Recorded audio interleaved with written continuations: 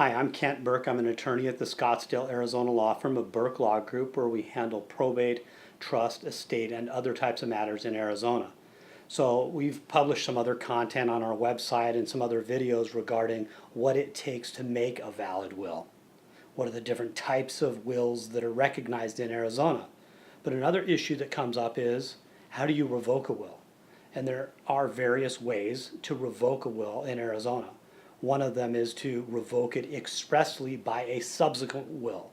And that's why you see in the introduction of many last will and testament is that it says, I'm Kent Berk, being of sound mind, hereby revoke all prior wills. And then it goes on to explain what that will says. You can also revoke a will with intent by obliterating it, with intent to revoke it by obliterating it, tearing it, or burning it. Of course, if you do any of those things by accident, in other words, without intent, then it would not revoke the will. You can also revoke a will by a subsequent will that does not necessarily say that you revoke the prior will if the subsequent will makes a complete disposition of all of your assets.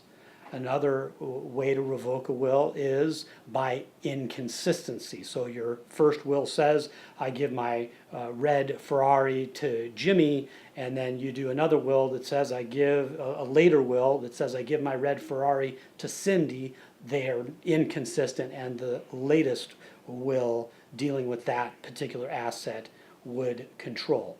There's also a presumption if the original will was last seen in the possession of the person and then it can't be found after the person died, there's a presumption that the person revoked the will. In other words, if the will is lost afterwards but it was last seen in the possession of the person who had adopted it, then it's presumed to have been revoked if it can't be found, but that presumption can be rebutted or refuted with evidence to show, for example, that they misplaced it or that there were conversations with an attorney that they still intended that lost will to be their last will.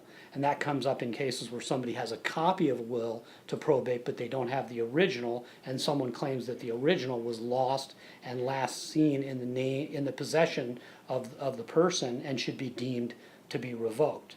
There's another provision in Arizona where a will is automatically revoked, and that's in the situation where a married couple, the person adopts a will and leaves everything, let's say, to their wife. If that marriage ends in divorce or annulment, the divorce or annulment automatically result in a revocation of any disposition of property or appointment as a personal representative to the ex-wife or ex-spouse. So those are some of the ways that a will can be revoked in Arizona.